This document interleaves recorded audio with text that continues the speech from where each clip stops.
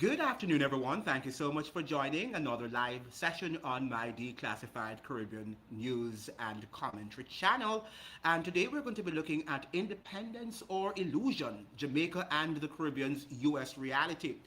Jamaica is 64 years independent today, and congratulations, and I would like to extend my congratulatory message to all Jamaicans and hope that you'll enjoy a day that you claim is independent, but we are going to look carefully at this topic to see if we are truly independent in this afternoon's program. But here's a real question. What does independence actually mean in 2026? Because when we look across the Caribbean, we are seeing something troubling. Yes, we have our flags. Yes, we have our governments. But do we truly control our economies, our foreign policy, our future? Or are we operating within a system where the real power still lies outside the region?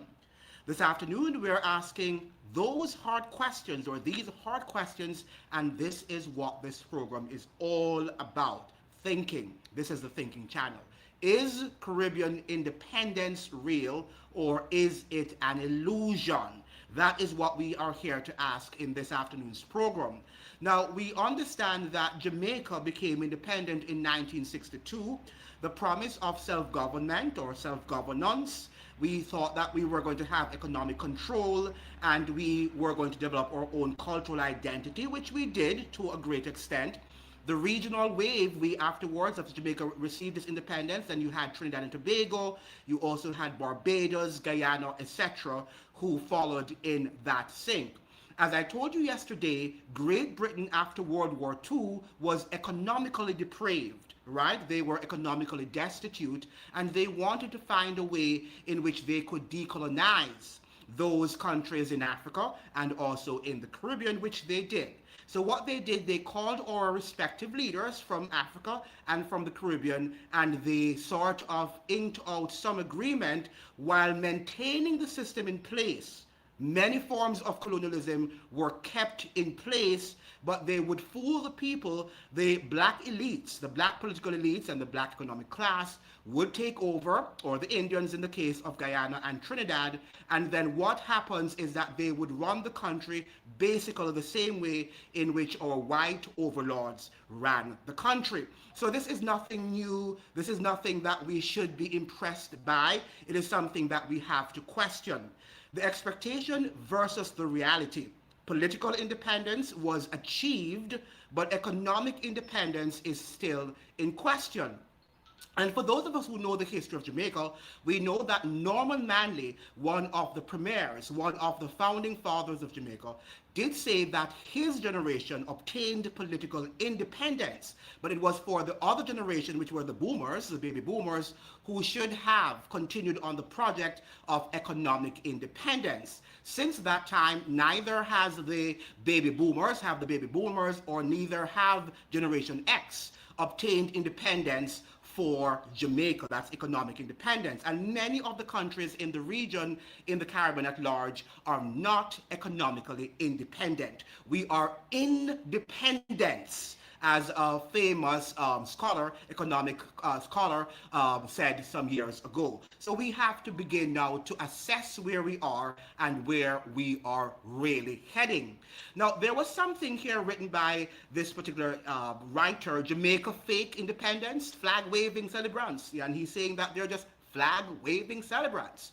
Behind the ostensible government sits enthroned an invisible government owning or owing no allegiance and acknowledging no responsibility to the people. So this is what President Theodore Roosevelt said. I repeat that. Behind the ostensible government sits enthroned an invisible government owing no allegiance and acknowledging no responsibility to the people. And this was said by President Theodore Roosevelt, one of the presidents of the United States. Now, what he's suggesting here is that what we see usually is not necessarily what we get, okay? Because our politicians don't represent us. They represent the small, enthroned, invisible government that we are not seeing. Now, this person is calling on my fellow Jamaicans. There are many questions that should be asked. Did the British colonies really fought for their so-called flag-waving independence? Because that's what it amounts to. Flag waving, it's not true independence. Did bankrupt, war-torn Britain just offloaded them because they were a financial burden? And he's asking that question. And yes, they offloaded us because we were all a financial burden to the British. Or was Britain forced to give its colony independence? All three answers are correct. The answer, Jamaica did not have to fight for its independence. Trinidad and Tobago did not have to fight for its independence. Barbados did not have to fight for its independence. Guyana and all of the Anglo-Caribbean islands did not have to fight for their respective independence. The answer lies with the last two, but it may be of significant interest as to who forced Britain and why. The answer also lies with Britain's relationship with American imperialism. So they know that they were coming off the stage, that's the British imperialism, the British Empire, so they now passed on the baton to the American Empire, which controls all of the Caribbean territories. That's why all of our nations are on the continent of North America, by the way. All right, so we have to understand that we are a part, unofficially, we are colonies of the United States. Britain was forced to comply by the signing of the Atlantic Charter to give its colonies independence. The Americans were willing to assist Britain with reconstruction loan, but with restrictive conditions.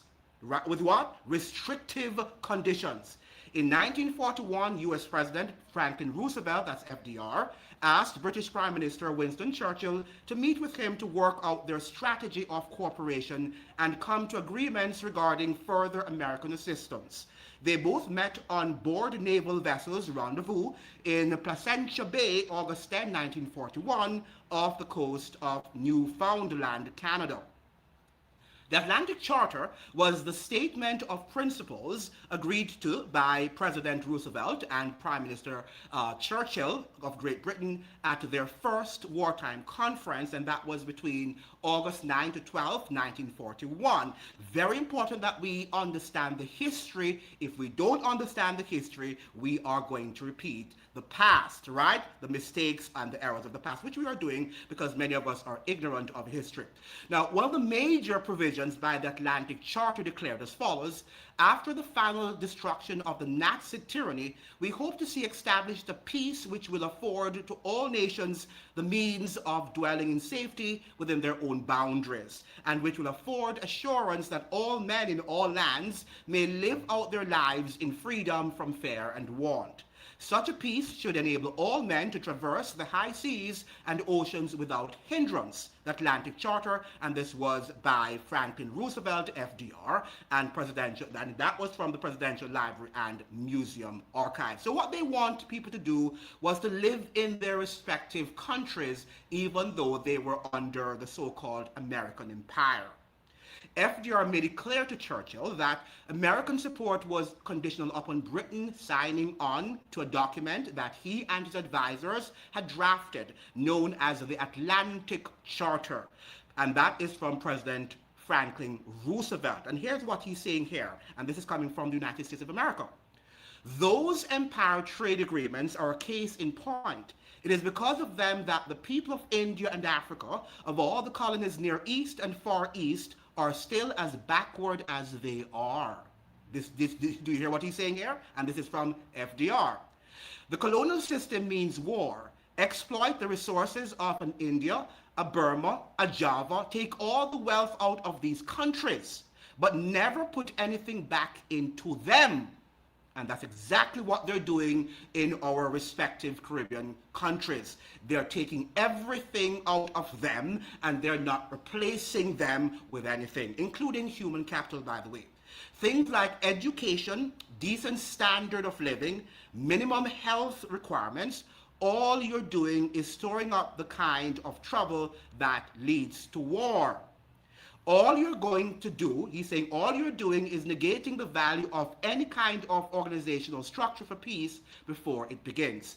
I've tried to make it clear to Winston and the others that we are their allies, and it is to victory by their side. They must never get the idea that we are in it just to help them hang on to the archaic medieval empire ideals or ideas. So Great Britain signed the Atlantic Charter. I hope they realize that the United States government means to make them live up to it. They respect the right of all peoples to choose the form of government under which they will live, and they wish to see sovereign rights and self-government restored to those who have been forcibly deprived of them. So it sounds very nice, right, from a superficial perspective. The British Empire was greatly humbled by World War II. Imperialism seemed to be defeated, and one by one, British colonies gained independence. Few honest historians would argue that the breakup of the British Empire was the most significant political change in the 20th century. The world wars were orchestrated to dismantle all empires and create a new world order. However, free trade was preached by Britain once her position as a manufacturing and industrial leader appeared secured again after the war. She used free trade to destroy whatever competition existed in her colonies and elsewhere, reducing them to poor dependencies that only exported cheap raw materials using the Cold War. Free trade is economic piracy. It is not free trade as you think it is. I repeat that. Free trade is economic piracy. It destroys the livelihood of the people in the country where other people's products are dumped. And that's what we are. We are a free zone sort of territory.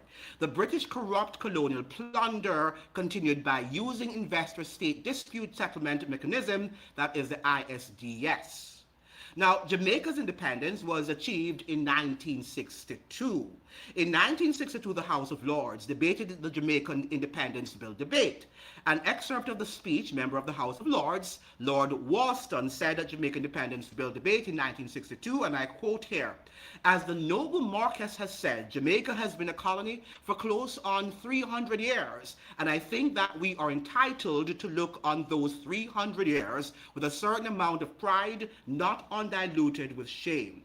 Some of the less good things which have happened there, while it has been a responsibility of this country, the exploitation which took place there, the wealth which has produced in those islands, in Jamaica in particular, and which has not allowed to remain there, but came over to this country where it was spent instead of being used and reinvested there." So it's always going back to where? To the empire. And of course, the slavery, which for so long was the basis of the economy of Jamaica. My lords, I'm mentioning these things not simply for the sake of recrimination, but because I think it puts these matters into proportion, which we should bear in mind when we are thinking of the future. And this is what Lord Walston, Jamaica Independence Bill debate, answered, and that was signed on July 5, 1962. And they went on. Now, when Jamaica gained its so-called independence in 1962, what really happened? What happened post-independence? Now, when Jamaica gained its so-called independence in 1962, it remained a dominion country of the British Empire. It remained a what? A dominion country of the British Empire, which means it was an English crown. And that's why we talk about the crown lands, just like other colonies like Australia, Canada, etc. The so-called independence given was merely regrouping into sovereignty, new commonwealth. That is, they reduced the role of the potentate, the monarchy, and created crypto corporations that would control the economies of these dominions through their old 1902 created Anglo-American. So that's what they were doing. This was only to what? To sort of placate the citizens' sort of angst against what Great Britain and the United States to a lesser extent was doing at the time. Now, the Crown Colony Governor, that's what we call the Governor General, was replaced with a local sycophant, the Governor General, Chief Crown Agent. England, Canada, Australia, and many other countries are led politically by the Prime Ministers for the Queen. In fact, She is the official head of 123, which is now the king is, now than was the queen, of 123 Commonwealth countries. The Governor General has more powers than the Prime Minister. That is something that is unthinkable, that the Governor General of these respective countries, well, we know that Trinidad has a president and Barbados recently gained its status. It's now a so-called republic. Now, this was just a reorganization of their old British Empire with new Commonwealth corporatist control structure, headed by the Committee of 300, chaired then by Queen Elizabeth II, Queen of the United Kingdom, and head of the Order of the Garter. Now, are you hearing about all of these secret societies, right? The Order of the Garter. What's that? In a corporatist state, the power of the government is usurped, seized by private financial and corporate interests, which use the government to keep the population in line while they mercilessly loot both the government and the people. So this is a corporation. And the King of England, well then the Queen of England, now the King of England, is complicit with this sort of structure and agreement. Now listen to what they're saying here. The Pilgrim Society is the crypto shadow government. The Pilgrims Society, I wanted to go and research some of these expressions, is the crypto shadow government that covertly run the Commonwealth countries and all the other governments and non-governmental agencies take their orders from it, including the United Nations, the UN, the Secretary Governor General of the UN, IMF, etc. So all of these institutions are there to what? To squash us and to take away our independence. Jamaica is a British Territorial Trust Corporation. I repeat that. Jamaica is a British Territorial Trust Corporation. Our government has turned out to be one big phony corporation, and we can say that for all the Caribbean territories, all a part of the massive global scam perpetrated by the elitist bankers. Corporation may not legally govern.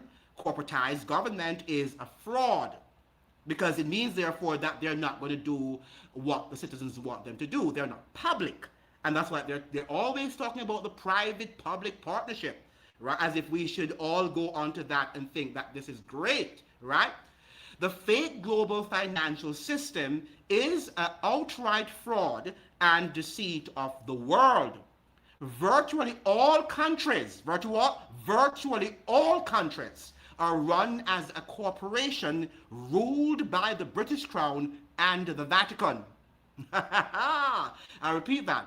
Virtually all countries, including Trinidad and Tobago, Barbados, Guyana, Antigua and Barbuda, St. Lucia, and whatever country that you're viewing from, we are run as a corporation, including the United States, ruled by the British Crown and the Vatican. Now, we talked about the fact that no person in the United States, no president in the United States, most of them are connected to the British Crown, including Barack Hussein Obama on his mother's side. You've got to research that, and that can be found quickly online if you do your diligent research. Now, over the years, no Jamaican government ran this country, that's Jamaica, and never have.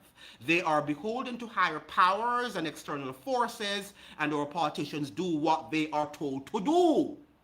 Let us use this opportunity to educate our fellow Jamaicans and Trinidadians and Barbadians and all of the other Caribbean, posse of this old medieval, cagey and most insidious architecture called the Privy Council system. Right, which they're most of our lawyers, including, they're members of the Privy Council, that is continued to be used by the British Empire to control their former colonies. Well, I've told you about that, the Privy Council. I don't mind it in the sense that we need some option because our citizens, the Caribbean Court of Justice, is equally, if not more so, corrupt. This is the reason we said the Prime Minister slavishly declared oaths of fealty, that's oath of secrecy, to an inbred, oppressive, pestilential, British monarchy or the Crown, by becoming a Privy Councillor. That's the British Crown agent. That's what they are, the British crown agent. Maybe we can say now that they're the American crown agent, all right?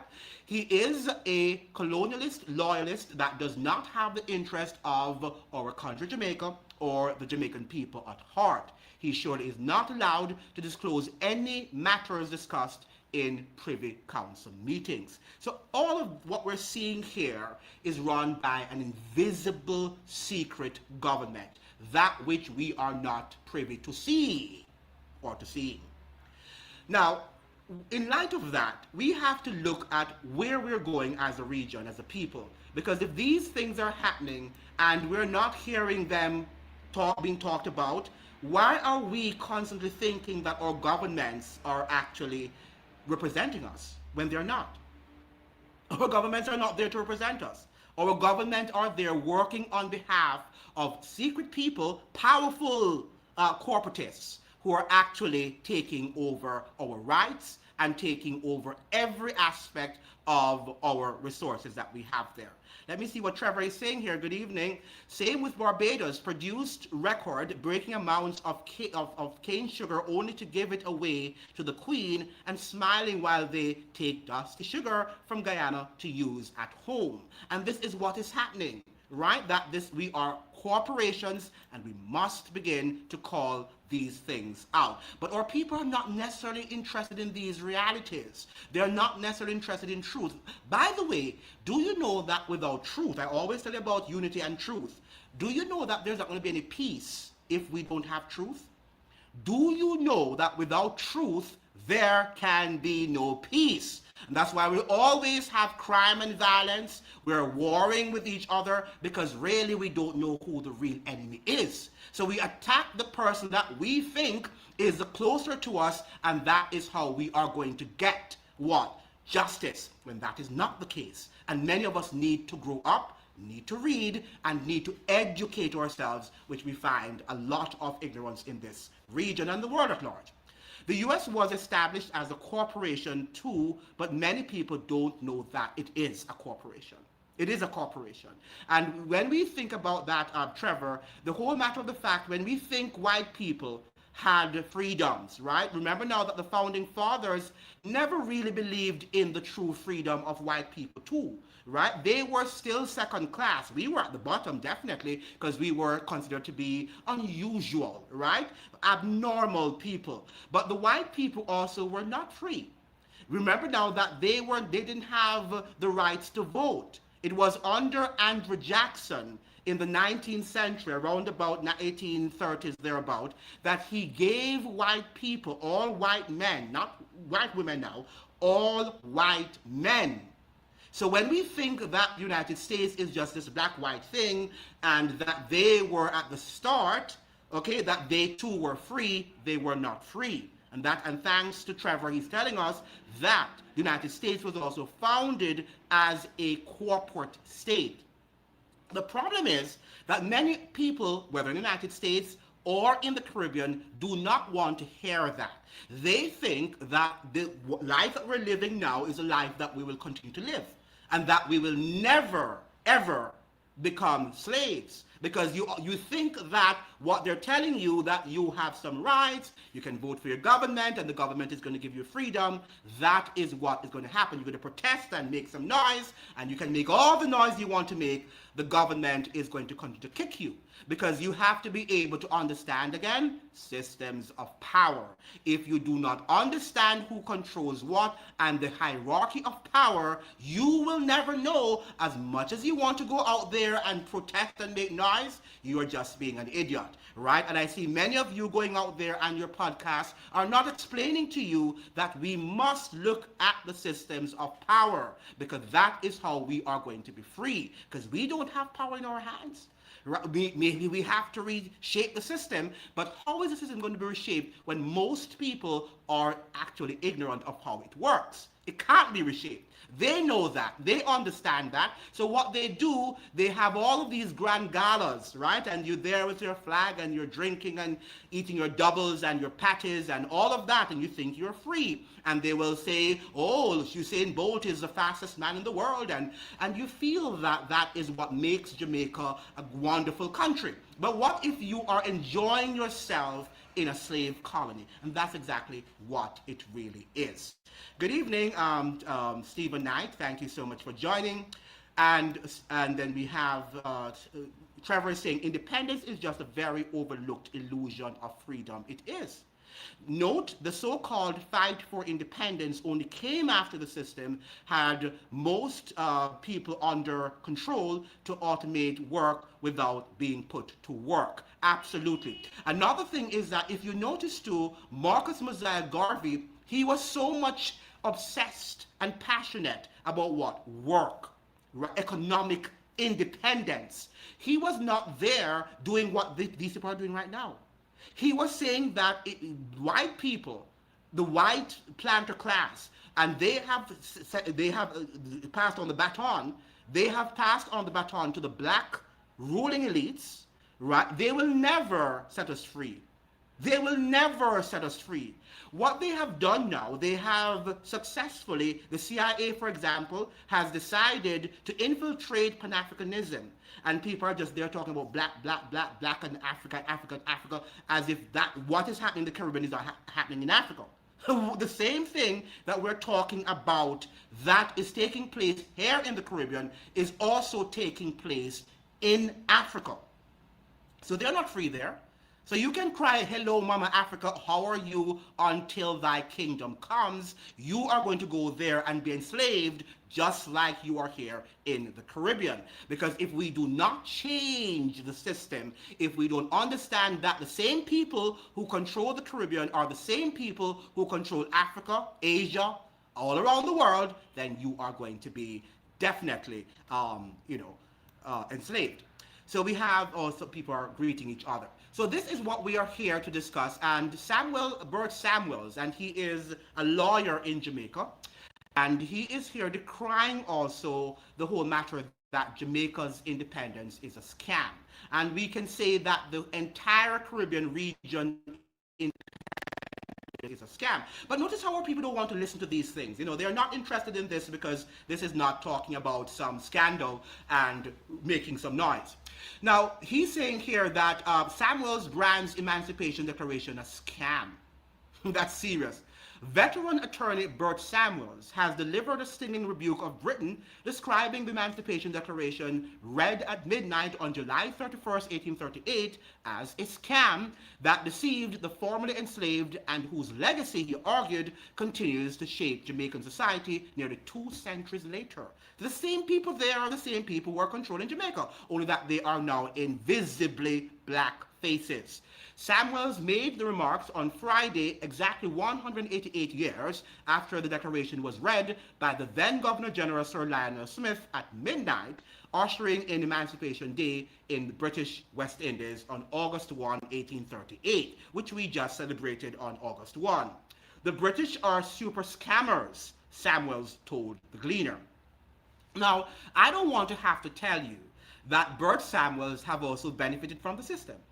Right? Because if we talk about the whole matter of inequalities, inequities in terms of our salaries, he's not talking about these things, right? Because he benefited from the system. But it's good that he's calling the system out nonetheless. But I just want to let you know that we have a lot of hypocrisy in the system. People who will not look at the root cause of the system because they benefit from it, but they will call out superficial things and they will rev you up. At the end of the day, there is not going to be any change. Very important that you understand the point I'm making here.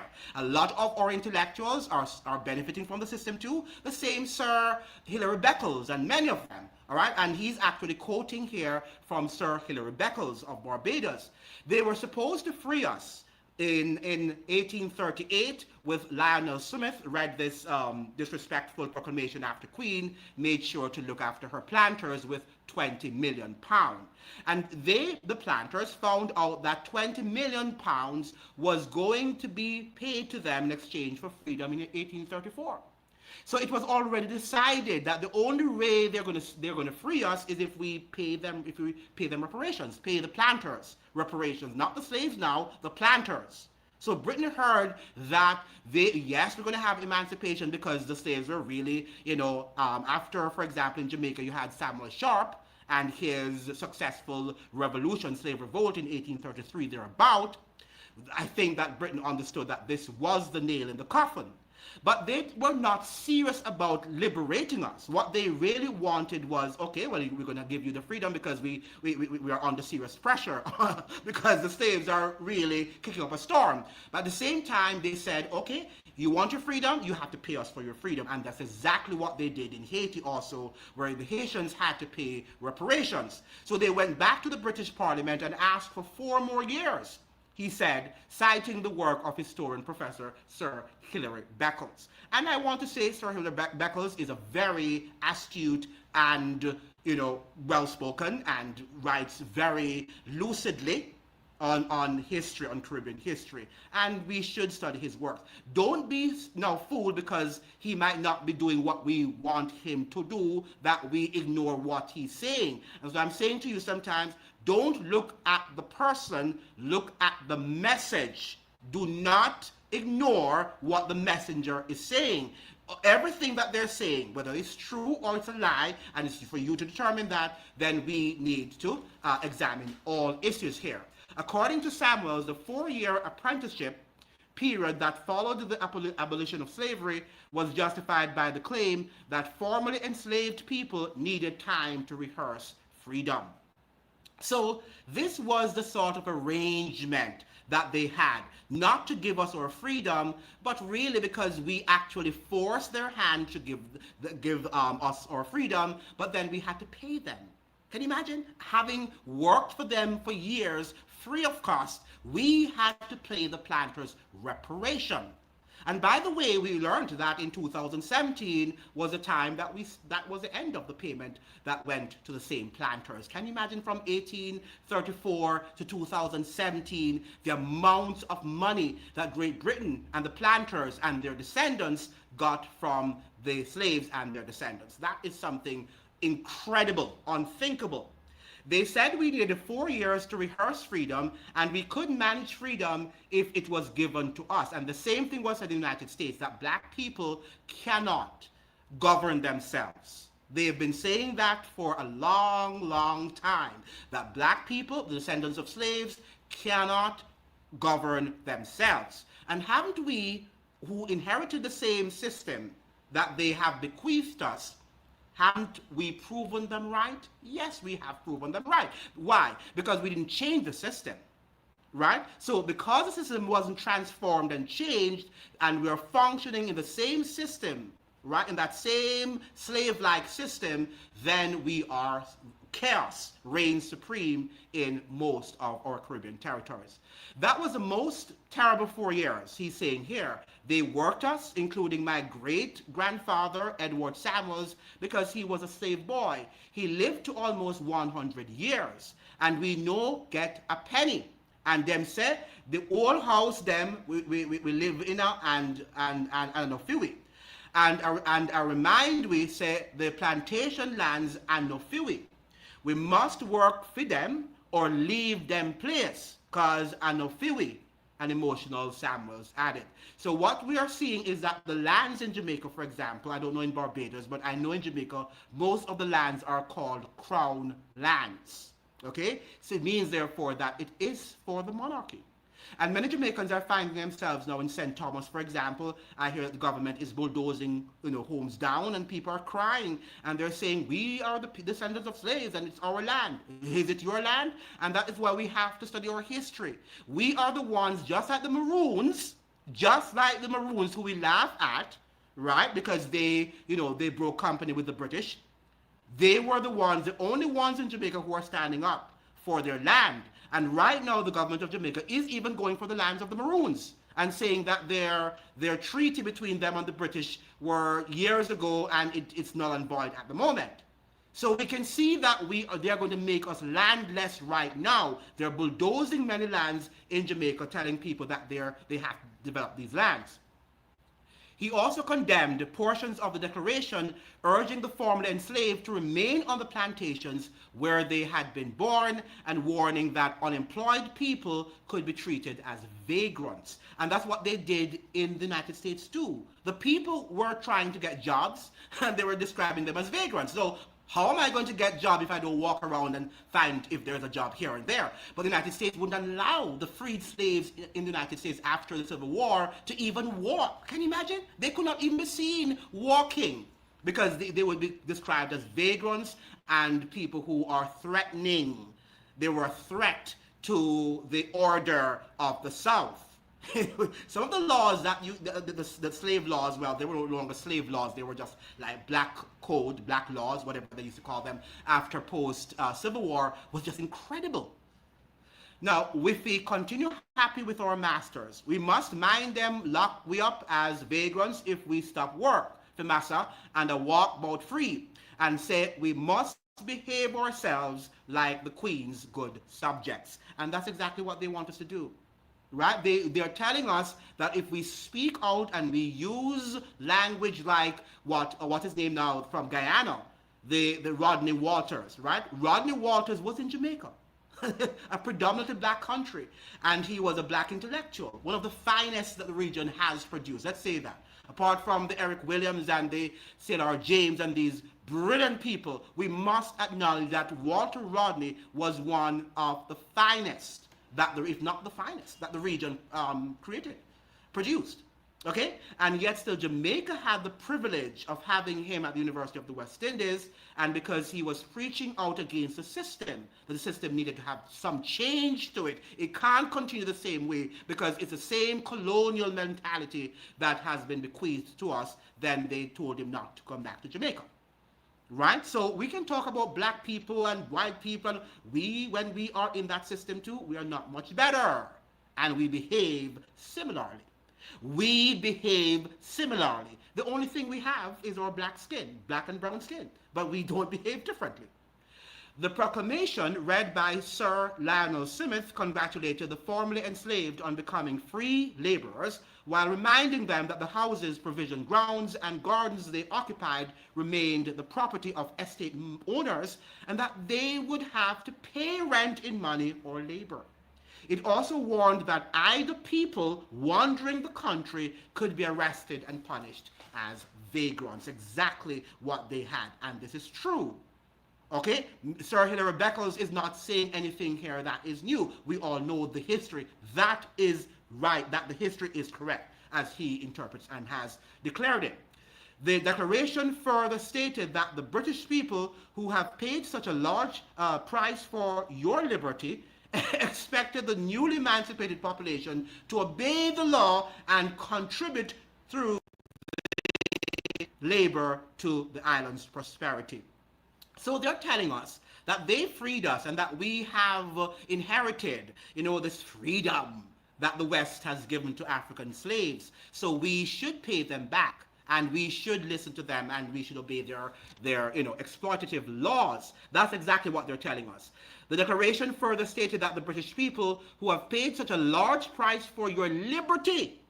So they're telling us that they paid for our liberty, which we are the ones who paid for their liberty, because we worked for them for free, and we fought. When you look at the United States, do you know that black people white people I should say, would not have had the rights that they have? A lot of them think that their rights just came because they're whites in America, but it's black people who fought for their rights. And I want you to understand that.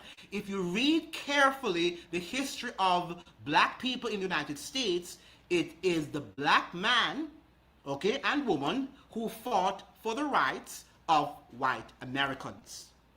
White Americans have betrayed black people because throughout the years, they are the ones that fought. And they fought tooth and nail for freedom for all, and not only for white people, but for all peoples in the United States of America. So in the same thing in the Caribbean here, we, the descendants of slaves, our slave ancestors, actually fought for freedom for all, not just for slaves, but for all mankind. Okay?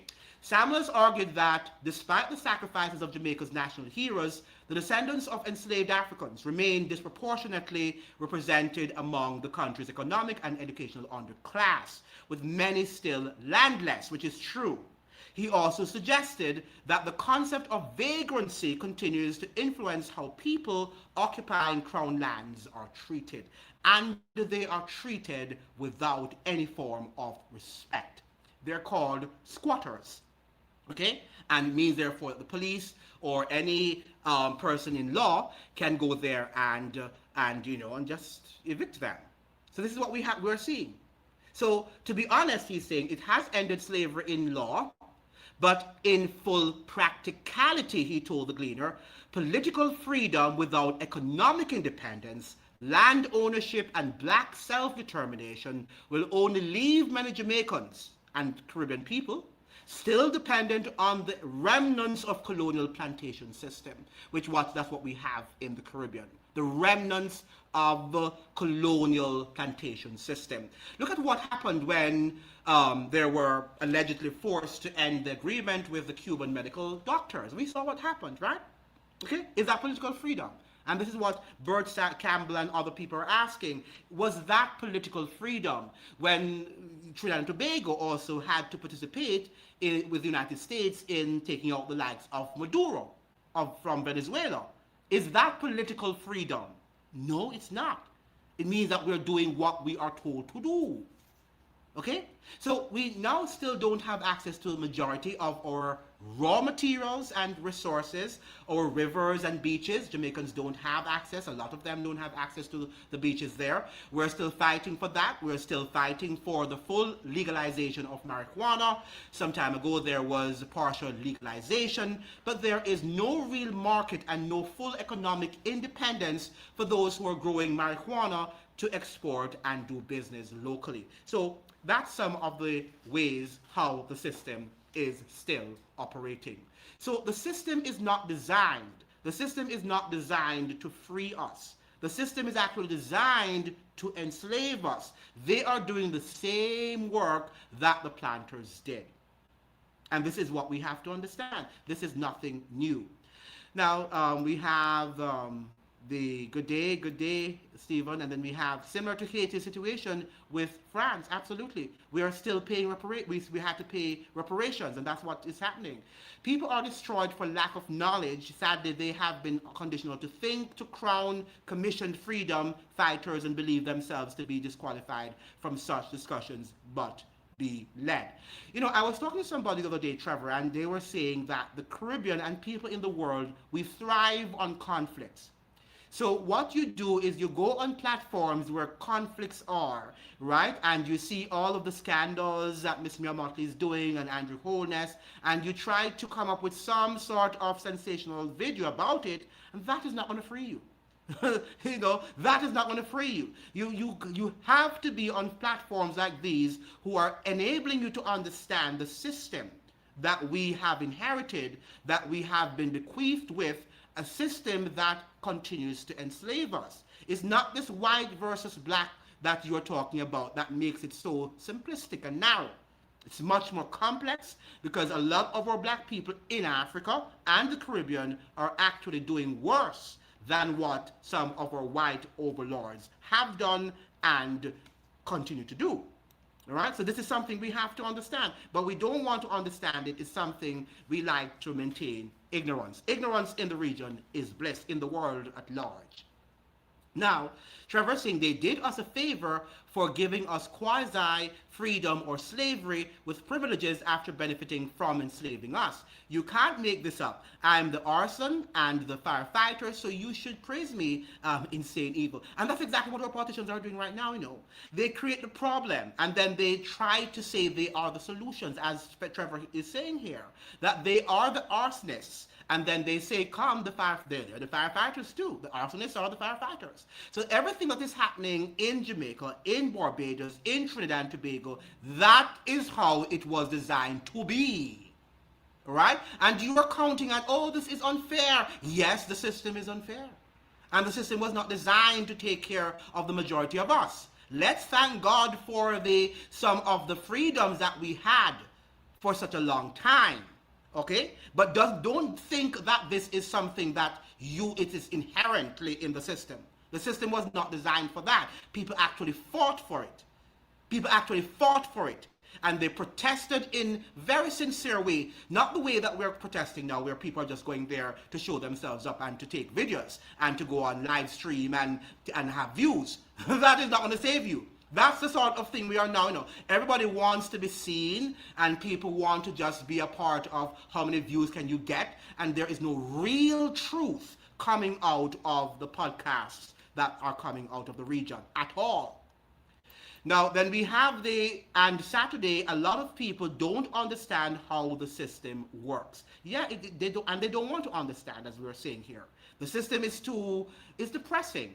It's depressing, right? And it does not look good. It looks ugly. It's hideous. And who wants to look at hideous things? People like to look at things that are pleasant to their eyes and that they think they can reform or that they think they can manage. They don't want to look at a lion who looks, the lion is beautiful, but a lion looking you in the eyes, right? That is something that you don't want to happen because the lion is going to devour you shortly, even though it's a beautiful creature.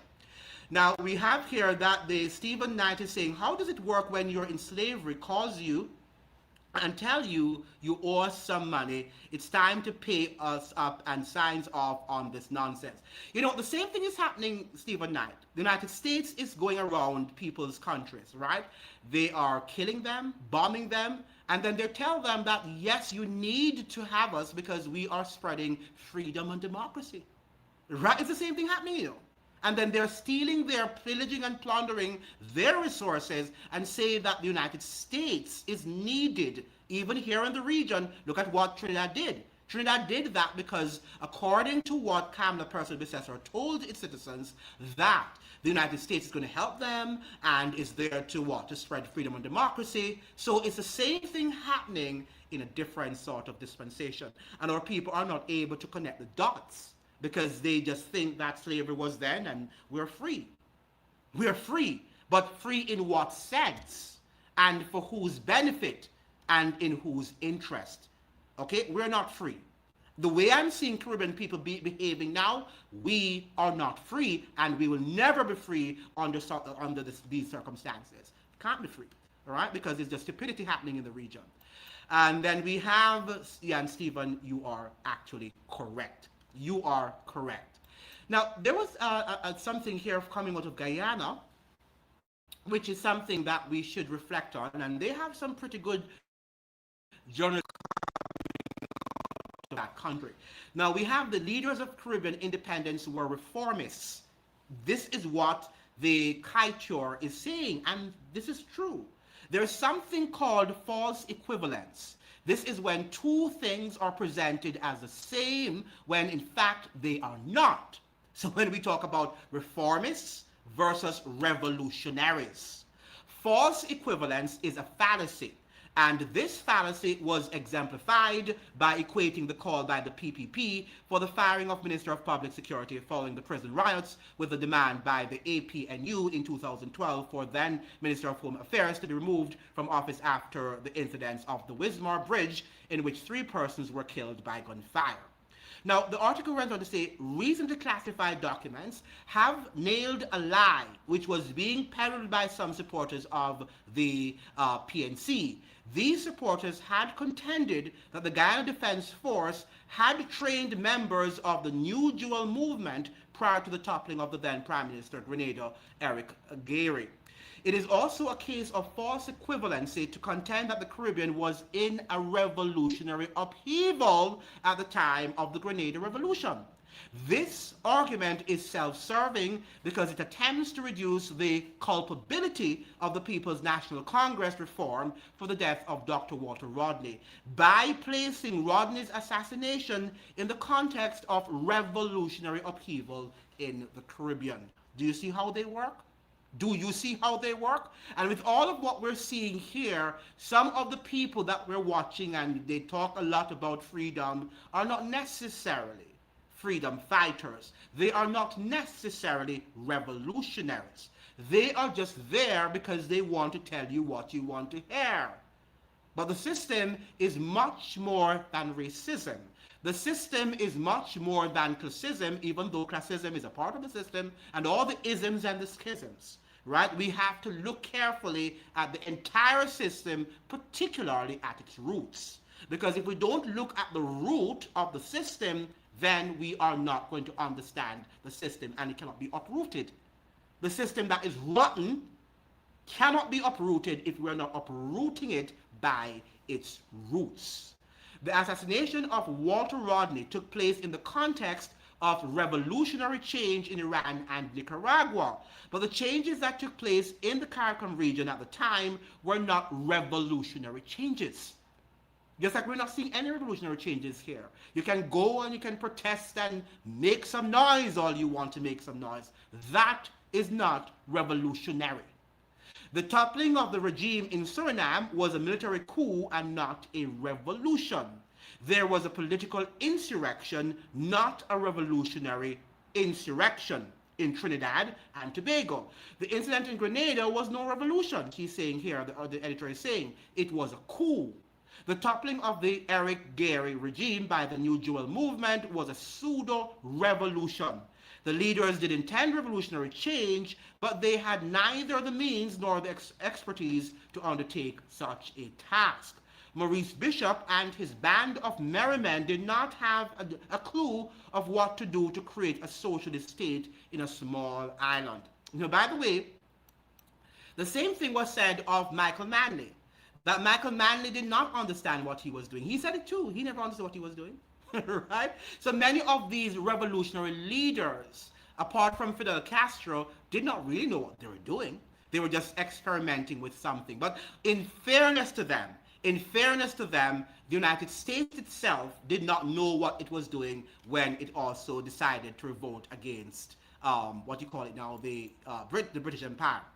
Jaja Lord is saying, remember my name when me and you get into it. What I have been telling you when you just started vlogging. Yeah, but I've always been saying this, Jaja, and thank you for joining. I've been saying this all along, that we are never free. We have never been free. I've been telling Jamaicans from day one. If you look back at my first videos, I have made those claims day one. We might have probably disagreed on some of the minutiae, and that's what we have to be very careful of. A lot of us are not joining hearts and hands because we might disagree on, some slight little things and explanations. We're not going to agree on everything. Right? No black leader, even Marcus Garvey, during Marcus Garvey and the C.L.R. James. If you should read C.L.R. James' works and Marcus Garvey, there are many things that C.L.R. James did not agree with Marcus Garvey, and vice versa. Right? So we must understand that we should not allow, differences in opinions with regard to certain things to think that, oh, I need to leave him, or I don't talk to him because I disagree with him on this point. Right? That is not what scholars do. Because we will always have disagreements, whether in science, in political, whatever discourses. That is what happens. The system, Trevor is saying, is really showing the slavery system is working. Influencers, politicians, entertainers, preachers, correct. An industry of distractions and sellout house Negroism, freedom to be lawless. And what has happened is that we have now begun to worship. This is a new religion, right? Where you follow a pastor, or you follow an influencer, or you follow a Pan-Africanist. You think the Pan-Africanist is telling you everything that is true, and he's telling you, thus saith the Lord of hosts. And that is not how people think. That's how you control, your mind control, when you are running after any pastor, all right? Any pastor or Pan-Africanist or scholar that you think you should be always following, and you cannot see if that person is not saying the right thing. All right? And I notice that when I talk about Whitney Webb, or you talk about Jeffrey Sachs, you don't want to hear it, because guess what? She is your idol, or he's your idol, and I don't have any idol. So I'm not here to praise anybody. I take what they say, and if it is true, I distill it to make sure that it is adding up, right? And it's connecting all the dots. Remember what I've been telling you when you started vlogging? Okay, you're repeating yourself. How long I have been telling you that the Prime Minister Andrew Holness sold out Jamaica. But this is not just Andrew Holness, and that is now where we're going to part company, right? And this is where we cannot now become political. Andrew Holness and all of them, right, the PNP have sold out the country. Okay? And that is why people don't want to listen to my political commentary. Why? Because I'm not here to give you one side of the story and to say that I'm aligned to one political party. okay, or one political actor. I'm here to give you the truth, as it is the unvarnished truth, though it hurts. And the Caribbean people don't like to hear the truth, and that is what is going to lead you to slavery. But to suggest that Andrew Holness, who is he became prime minister in 2016, and the system was on for many, many years, right, that he was the only one who sold out Jamaica, is disingenuous, right? We have to be now fair. Is he selling out Jamaica? Yes, he is. But is he the only one? No, he's not. Okay?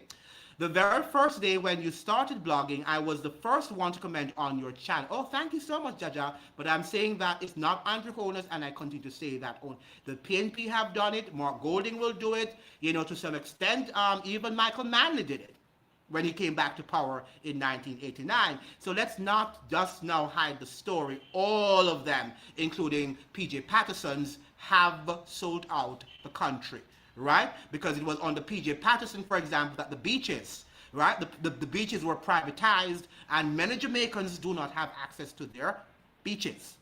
You are one of them who helped Andrew Holness to get power. Do you see where we're going with that?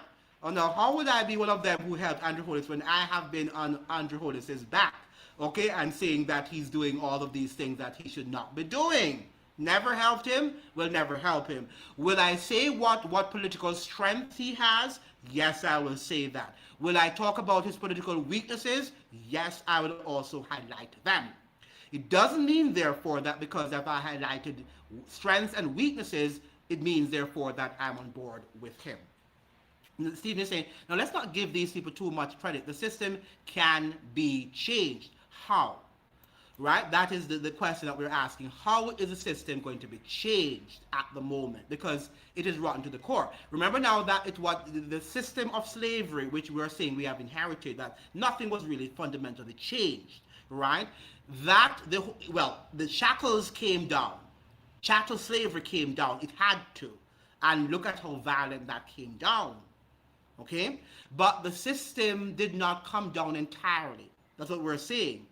Now, if that system, if the system was partially destroyed during the civil wars and the slave revolts, how is it, therefore, that we are going to bring this entire system down and be unscathed? Because, the Civil War, for example, in the United States, hundreds of people died. Right? The slave revolts have resulted in hundreds of people dying, and slave plantations were burnt down, and all of these things happened. Right? So let's not just look at one side. How do we bring an entire system down and remain unscathed? Does it mean that millions of us will die, if not billions? Okay? That is what we have to ask ourselves. And can we take down a system that we don't even know the invisible government? As we're saying that we're being run by invisible governments that we're not seeing. So we can't see who is behind the scenes. So how will we take down those invisible forces?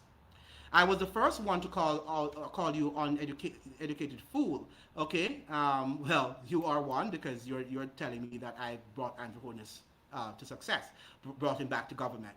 And when I call you educated fool, it was not a disrespect. But what has the PNP done, and that makes you think rather that they have not contributed to where our current state of affairs? Yes, but the signs were there. Prime Minister Andrew Holness is a criminal. All of them are. Okay, it's a criminal system, so they are.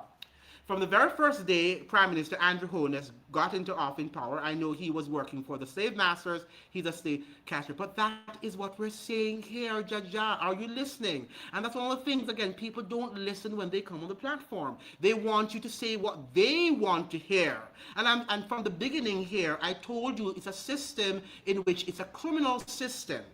So it means, therefore, that whether it's me or it's you, Jaja, if you were prime minister, you would have to do what the invisible government tells you to do, which is criminal, and which is not going to be in the interest of the majority citizens in the country, And we are in a one-party rule. Yes, they are giving us the illusion that we have a two-party system, which is democratic, but it's a one-party rule.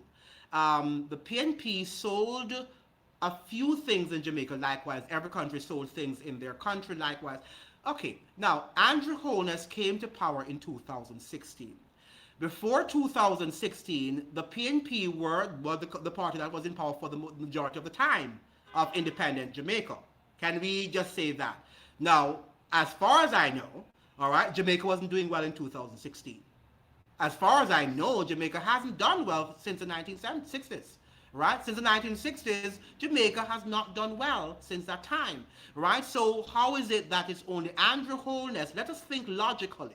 How is he then now the only person? I'm not now deflecting that Andrew Holness has not been a serious contender for, all of what we see in Jamaica and the bad things. But we can't lay all of the criticisms on his shoulder. We've got to now be fair. In every country, you have private beaches. We all know, but what I'm saying, the Prime Minister Andrew Holness sold out all of Jamaica, even the people. Well, that is if you sold out their beaches, that is public access. You've sold the people out too. If you have sold out the manufacturing base, which the PNP did in the 1990s, then you have sold out the people too. Remember now that the manufacturing base of the 1990s that was sold out in Jamaica were really predominantly black businesses, black-owned businesses, and the same Patterson, who they call the Fresh Prince, and he was a black prime minister, right? He was the one who sold the same black people out and their businesses and made black people into pawns and impoverished people who are actually subservient to white Americans and white Europeans and other ethnicities going to Jamaica. So that is what is actually happening. The word that not taking place around the world, did you know any time of these superpower use nuclear weapon in Europe and Middle East, the Caribbean will be taken over and Andrew Holness sold them. Well, the entire region is up for nuclear weapons now. Trump is taking over. It's over, right? Whether it's Andrew Holness or it's Kamala Persson-Bissessor or it is Mia Mottley of Barbados, they're all doing the same thing.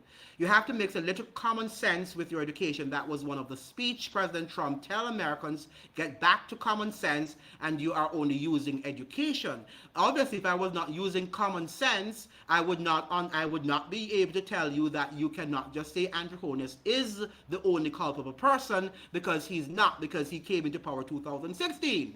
He's only 54, 53 years old, and Jamaica is 64 years independent. So think about that. You have to use common sense in terms of, being able to think. Now, I say we mustn't, Stephen saying, give these people too much credit, because look at Greece, you see what they went through, correct? And Greece is not doing well economically. They're not. One of the things that the system is so unfair to, let us look at Greece, as you're saying, Stephen. Greece was so highly indebted in the early 2000s, right? Well, not early 2000s, but in the middle, after the financial collapse, that they had to go to the IMF. And the IMF was not as austere as it has been to the Caribbean societies. So our world is not fair.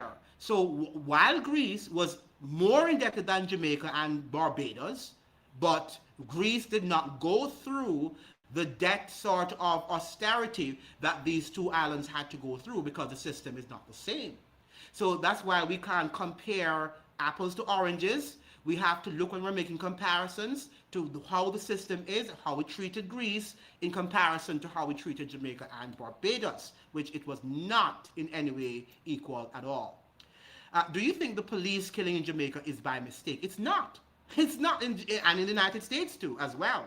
Do you think Trump is there by mistake? None of what is happening to the system is by mistake. It is designed to be that way. If I was a prime minister, I would be a leader prepared to die for his country, stand up for his country. These people are slave catchers. And you're right. My only bone with that, Jaja, is that we hear this from ordinary citizens all the time before they get into politics. We hear it. They understand it. They were not into politics. Andrew Holness came from the bowels of the working class. He told us that he understood it. He read books about the system, and he also even wrote about the system and wrote intelligently about the system. However, when he gets into the system and he sees that the system is not designed in the way he thought, then he just succumbed to the system. The same thing happened to Barack Hussein Obama. And many of them, they thought that they could go there and they could reform, they could change the system. They realized that the system is unchangeable in its current iteration. Right? It has to go. Right? It has to go. The system here now cannot continue to be the system that we continue to have because it's not helping us to do anything. Well, as usual, I thought that this would have been something beneficial, something educational. Again, with the people of the Caribbean are not interested in educational things, so we just have to be on the count our days. It's countdown to slavery because, and I'll continue to, as far as I can, if I can, to give the people and to educate as much as I can, even though amidst the darkness and the ignorance that we see in the region. So if we have no more comments, no more questions, I will end the live here.